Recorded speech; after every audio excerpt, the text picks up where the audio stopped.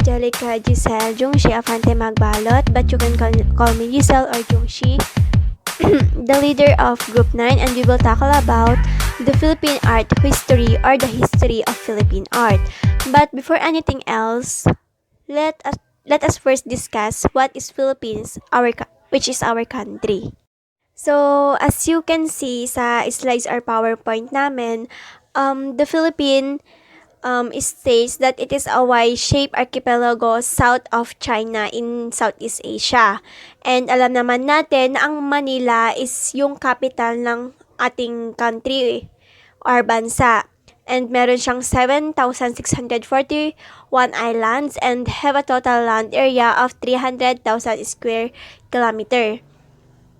And yung Pilipinas or Philippines ay yung unang republic in Asia noong 1898 and the first to be decolonized country in the by a western colonial country noong 1935. And ito yung first country in Southeast Asia to be gratified full independence after yung Second World War na nangyari noong 1946, if I am not mistaken. Tapos, because of this strategic location, it has been a bridge between the East and the West rampart of Christianity. And a showcase of democracy in Asia. 'Di ba ang ating bansa is named after Philip II, kung alam nyo. And alam natin na ang Pilipinas ay isang magandang bansa and has been called Pearl of the Orient kasi meron tayong mga agricultural products like rice, coconut, corn, tobacco, sugarcane or yung tubo, and yung mga and so on and so forth. And kilala din yung Philippines na with a unique and for cultural heritage. Itong bansa natin ay sagana rin sa likas na kayamanan. 'Di ba may yamang lupa, yamang tubig, yamang mineral ang bansa natin. Ito ay dulot ng kanyang lokasyon, anyo at hugis. And then may 6 na mahalagang likas na kayamanan ang ating bansa. Ano yung alam nyong likas na yaman ng Pilipinas? So, meron tayong 6 na anyo o likas na yaman dito sa Pilipinas, which is yung lupain, tubig, mina or mineral, lahat na nararapat na pagkuhanan ng enerhiya or energy,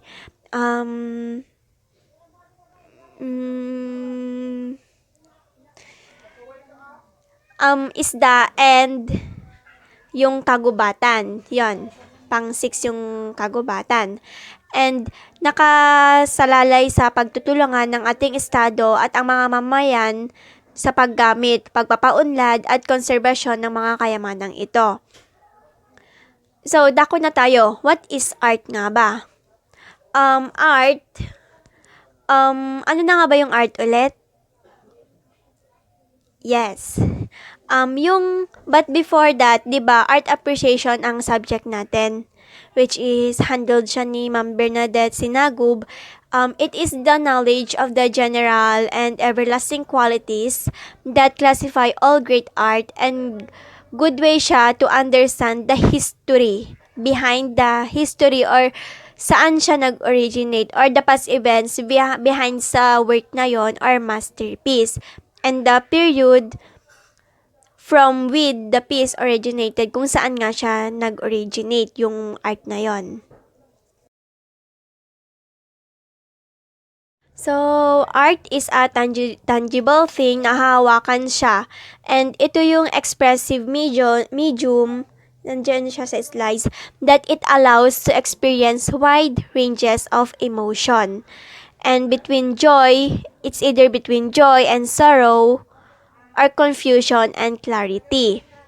Itong art kasi, 'di ba, it gives the voice to ideas and feelings.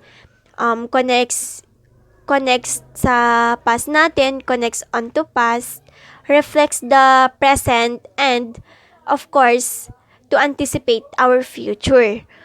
Every art or bawat art ay may story na nakapaloob dito. Siyempre, hindi mo magagawa ang isang bagay kung walang dahilan or reason. So, Philippine art, so it refers to the various forms of the art. They also reflect the range of artistic, nandiyan yung slide namin.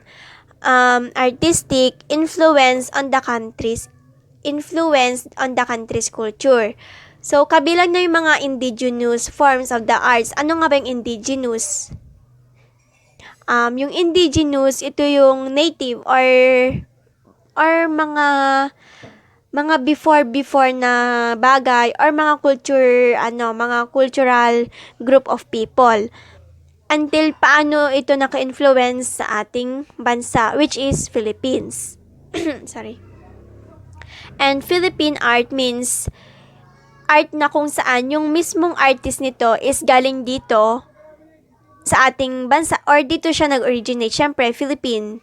Ibig sabihin, Filipinas yung gumawa. Then, ito yung sariling atin. And these arts are divided into two distinct branches, namely yung traditional art and non-traditional art. So, merong official cultural agency of the government of the Philippines, which is NCCA. So what does NCCA stands for? NCCA means the National Commission for Culture Arts. Ito yung official cultural agency of the government of the Philippines. And this organization categorized Filipino arts into traditional or non-traditional arts na sinabi ko nga na branches siya or two distinct branches siya sa Philippine art history. But we will focus more to traditional arts na nasa libro natin. So, Philippine art history, sabi ko nga kanina, mga indigenous art tayo or also called ethnic art in the Philippines are labors of love and patience. That intricate carvings of woods or metal, mapa-stone man yan o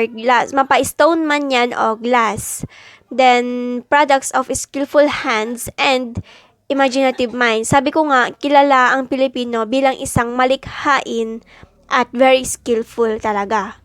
Now, punta tayo sa art history or the Philippine art history, yung pinaka-history mismo ng topic namin. So, because of Spanish colonial period at saka madami ding period na nagdaan bago na-discover or na manipulate yung art natin. Because of Spanish colonial period, di ba, nagkaroon tayo ng Spanish occupation dito sa Pilipinas. Gaya ng sa Spanish, nagtagal tayo ng 333 years, while sa American period is nearly 50 years. So when the Spaniards arrived in the Philippines noong 1521, if I am not mistaken, ginamit nila yung art as a tool to propagate the Catholic faith through beautiful images. 'Di ba may three aims nga yung Spanish colonization: the God, gold, and glory. With communication as problem kasi wala pang technology noon unlike now. 'Di ba noon mga hands, wala pang technology before, wala pang evolution of technology. Then so yung mga friars or praile, images to explain, nag-create sila ng mga images to explain the concepts behind Catholicism or yung Christianity, and tell the stories of Christ's life, yung story ni Jesus, and passion, since most art produced during the first 2 centuries of Spanish occupation were for the church, yung mga friars nag-enforce ng strict supervision over sa production. 'Di ba? Minamaltrato tayo noon ng mga friars, we experienced maltreated, and until yung 19th century, art was only for the church and religion's use. Ginagamit lang yung art noon para sa Christianity, para mapalawak nila, para mas lumaki pa yung scope ng Catholicism or Christianity. So, the church, particularly yung mga praile ay naging new patron na ng arts before until na nagkaroon tayo ng mga ilustrados. Kung alam natin, yung ilustrados like Jose Rizal, sino pa ba? Si Andres Bonifacio, na kung saan yung mga anak nila ay pinag-aral nila sa university ng Europe. Then, the rise of the Ilustrado or Filipino with money and education class was inevitable. Um, yung mga, ano na ba yun? Yung mga Ilustrados, kasi, yung mga Ilustrados na what you call this? What do you call this? Yung mga ilustrados na lumitaw noong period na yun na yung mga naging new patron ng arts dito sa Pilipinas. Kasi nga, natalo na yung mga Spanish colonization, di ba? Dahil may mga educated hero na tayo, yun na yung mga naging patron ng arts natin. Kung dati, yung mga praile ngayon ilustrado na, which is the way for the secularization of art in the 19th century. So, at info lang, no, the first award was posthumously conferred in Filipino painter. And guess who he is? He is Fernando Amorsolo. Siya yung unang painter dito sa Pilipinas na na-awardan. Thus, we have the Sinaculo, mga Santa Cruzan, and etc. na nanatili pa rin dito sa kultura natin sa Pilipinas. Ilustrados na tayo, dito na nagkaroon ng ethnic art, Philippine art history. Meron na tayong sariling art or masterpiece itself. Dito na sumibol yung traditional art, kung makikita nyo dyan sa slide. So, traditional art in the Philippines,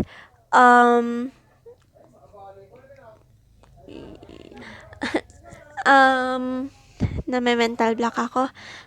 It encompass folk architecture, maritime transport, weaving, carving, folk performing art, folk oral literature,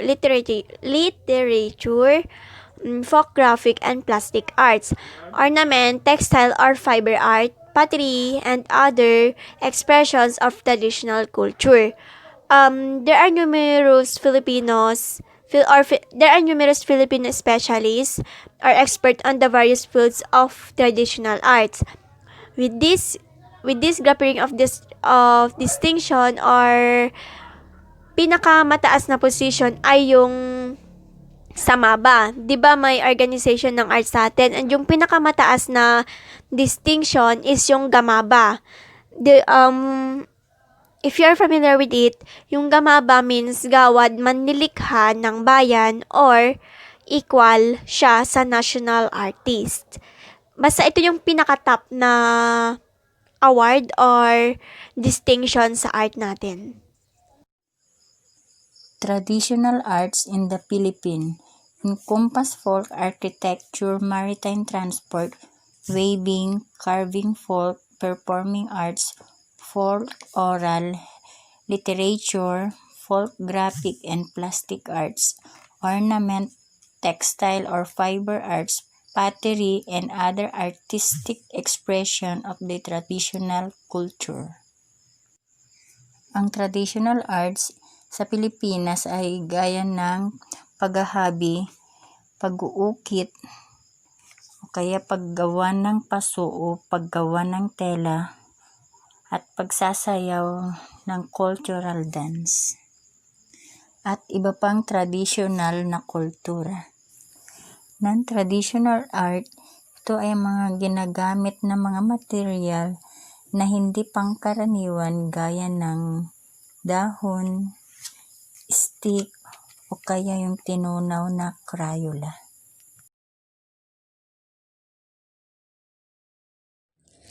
Pottery, including but not limited to ceramic making, clay pot making, and folk clay sculpture. Ang pottery daw ay hindi lamang nagfo-focus sa mga palayok, pinggan at iba pa. Kasi pwede ring maging form ng pottery ang porcelana at stoneware.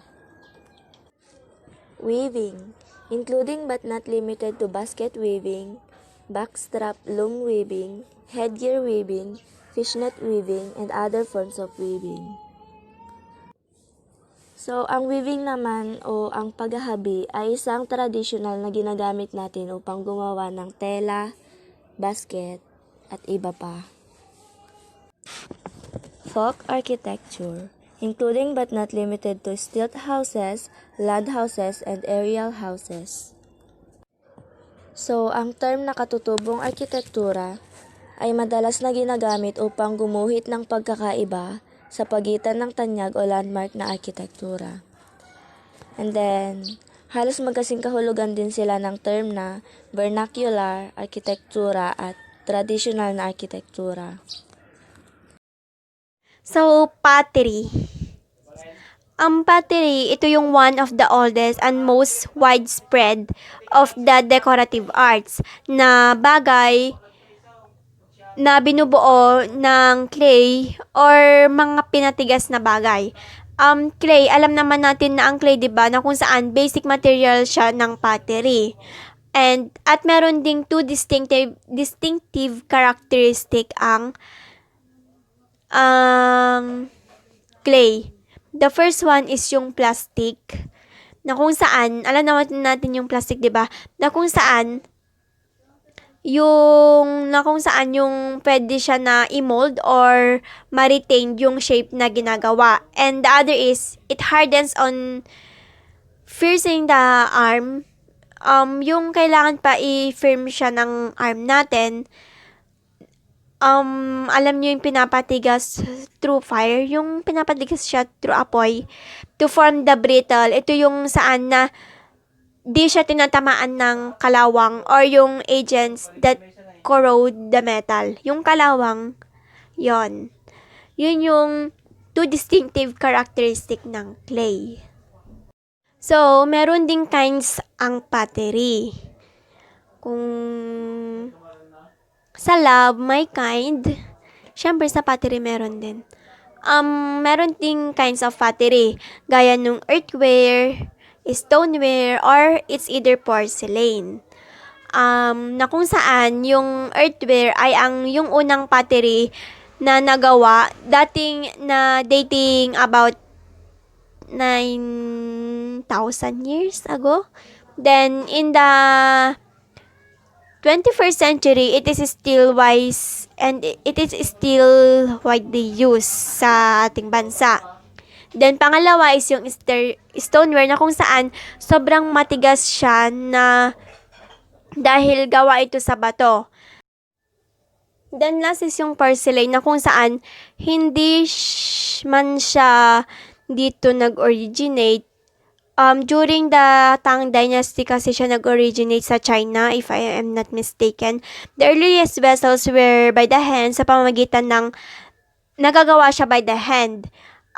Sa paggamit ng mga daliri, kung saan yung thumb natin ay siya yung bumubuo or humuhulma sa shape ng clay or sa pottery na yon. Kung napanood nyo yung teleserye sa Pangako Sa'yo, si Judy Ann Santos, na kung saan naghuhulma siya ng pottery na nakita ni Ian Veneracion, tapos na in love, then Chuchu Cherbanes. Yun lang. That is all about pottery. Pero ngayon, 'di ba? Pansin nyo yung way ng pagpapottery or yung pagmo-mold natin ng pottery ay through cement na iba na. Tapos ibebenta na lang nila. And if I am not mistaken, 35 to 45 siya. Yung pinakamaliit, 'di ba, yung 35 or 45. Tapos yung mga pottery is nag-originate pala siya sa China or Chinese. hindi siya totally sa atin nanggaling, pero nag-originate siya sa China or mga Chinese. Example, yung vegan pottery sa Ilocos Sur, Ilocos Sur, Philippines. Ko yung kasama ko. Basketry, ito yung isang example ng weaving of an ethnic tradition of weaving. Part siya ng weaving yung basketry.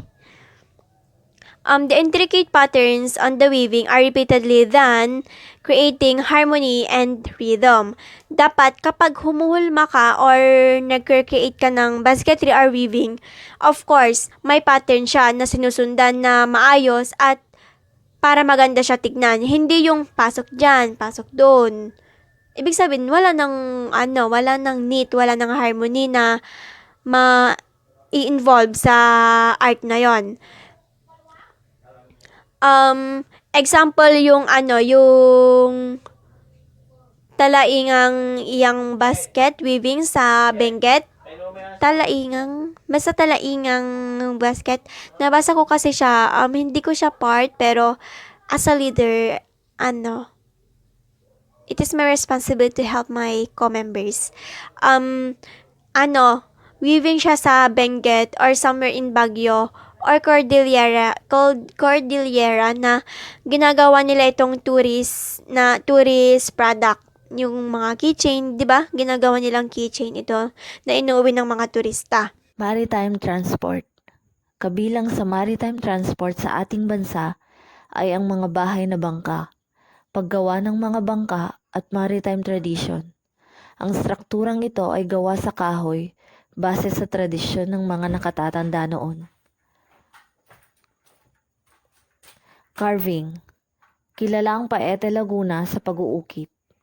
Ang pag-uukit ay ang paggamit ng mga kasangkapan upang hubugin ang isang bagay mula sa isang material sa pamamagitan ng pag-scrap ng mga bahagi ng material na yon. Folk performing arts. Ito ay ang pagganap ng sining tulad ng tradisyonal na musika, sayaw at teatro. Ang pagganap ng sining mula sa vocal at instrumentong musika, sayaw at pagkanta ng talata at higit pa. Kabilang dito ang maraming kultural na pagpapahayag at nagpapakita ng pagkamalikhain ng tao at natagpuan din sa ilan na marami pang pamanang kultura na hindi pa pinapakita. So, yung akin naman is folk literature, including yung epic, songs, and myths. But let's define each every one para mas klaro sa isipan nyo.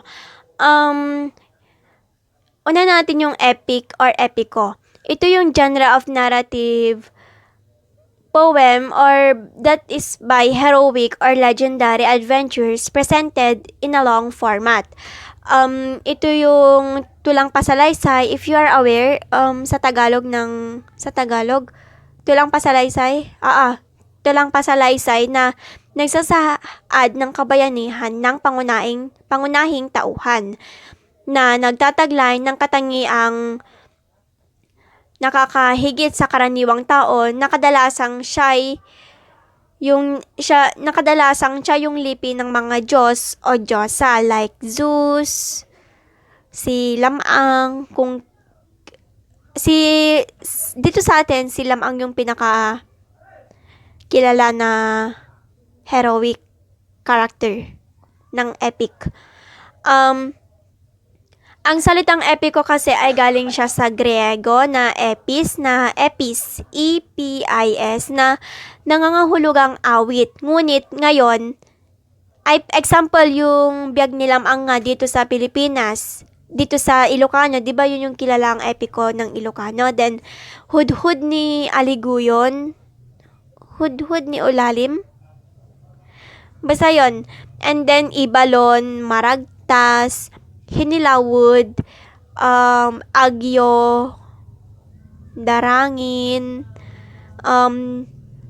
mga tulalang. Then second is yung songs or ito yung music composition intended to be performed by the human voice.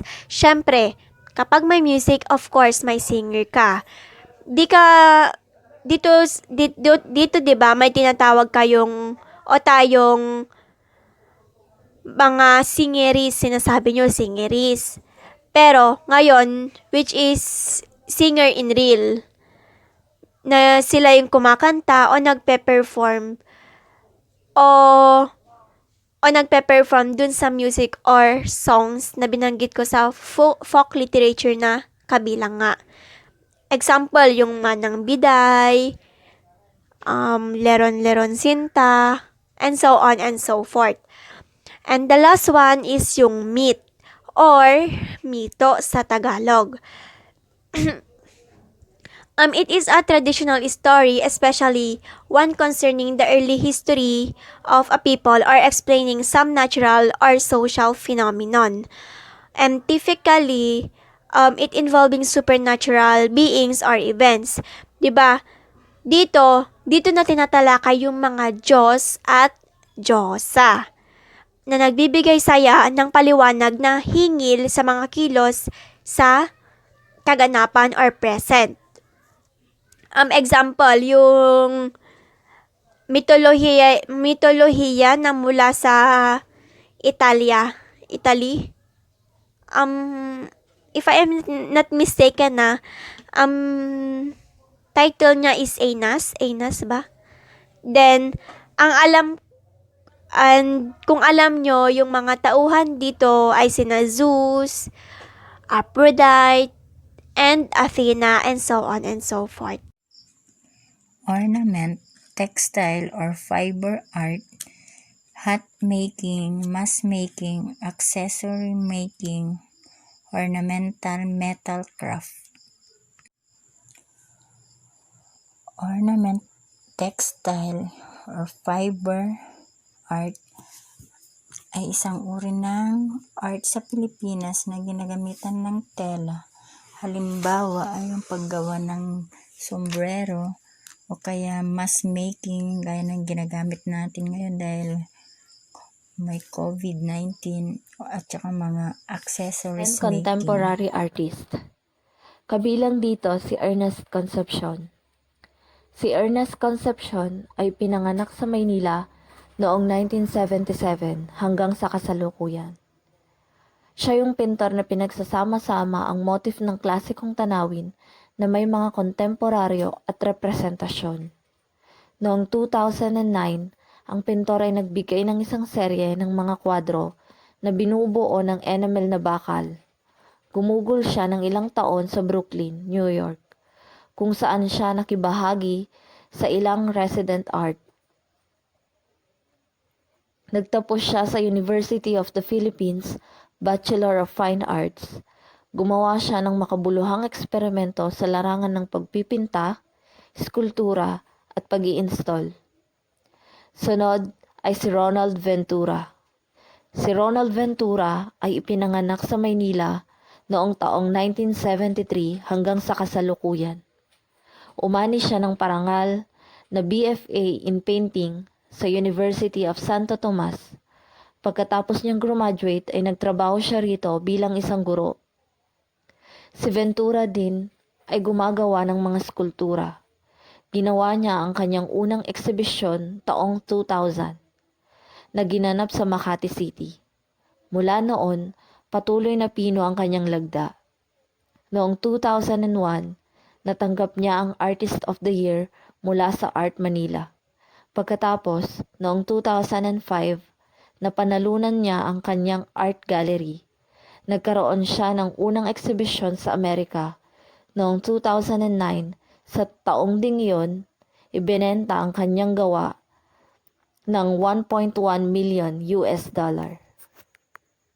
Tumutukoy ito sa iba't ibang uri ng sining na nabuo at naipon sa Pilipinas mula nung sibilisasyon sa bansa hanggang sa kasalukuyang panahon.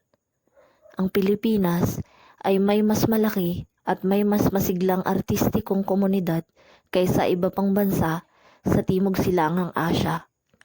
Pinapakita nito ang hanay ng mga artistikong impluensya sa kultura ng bansa, kabilang na ang katutubong anyo ng sining at kung paano pinarangalan ng mga impluensyang ito ang sining ng bansa.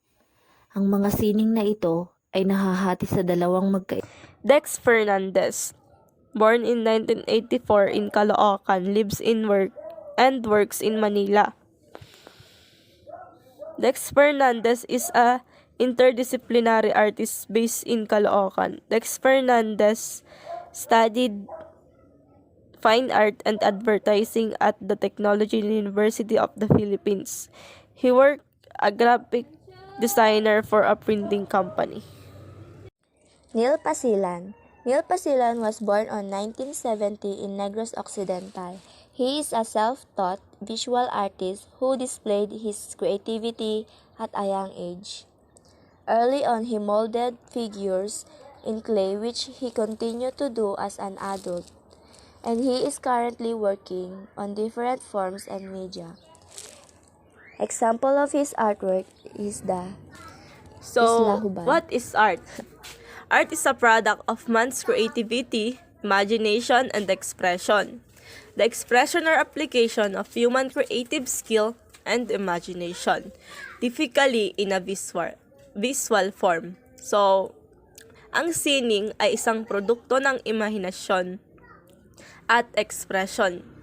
The expression or human creative skill. So, ibig sabihin kapag visual form, nangangahulugang ito ay nakikita or makikita ng ating mata. Minsan, hindi naman lahat ng nakikita lang ng mata natin is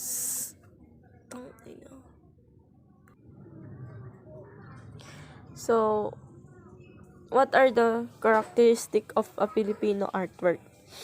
Filipino artwork, it symbolizes strength, power, efficiency, perseverance, and most of all, hard work. Until now, many Filipinos use the carabao in the farm since the technology is expensive. So, siguro, kaya nasabing pati yung carabao is symbolize strength and hard work. Kasi, alam naman natin na ang carabao is masipag na hayop, diba? Pansin nyo yung karamihan ng artwork or visual arts is may mga carabao sa artwork nila. Ganun. Art in the Philippines refers to all the various forms of the arts that have developed and accumulated in the Philippines from the beginning of civilization in the country up to the present era. They reflect range of artistic influences on the country's culture, including indigenous forms of the art and how they influence have honed the country's arts. These arts are divided into two, traditional arts and non-traditional arts. Art in the Philippines refers to all the various forms of the arts that have developed and accumulated in the Philippines from the beginning of civilization in the country up to the present era. They reflect range of artistic influences on the country's culture, including indigenous forms of the art and how they influence have honed the country's art. Di ba minsan hindi lang naman lahat ng nakikita natin is art. Minsan yung art din is naririnig natin or nababasa. So, kung yung art is masasabi nating art siya kapag naririnig.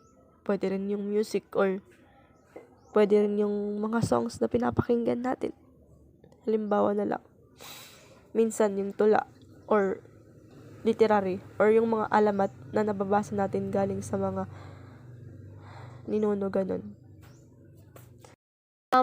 Kung may hindi ka naintindihan, you are free to ask me or just PM me. Then, meron tayong book sa art appreciation na kung saan matatagpuan dito yung Philippine art history.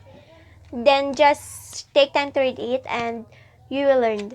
Is the coverage of our topic. the Philippine art history or the history of Philippine art. I hope you've learned something, and God bless. Good day. Thank you.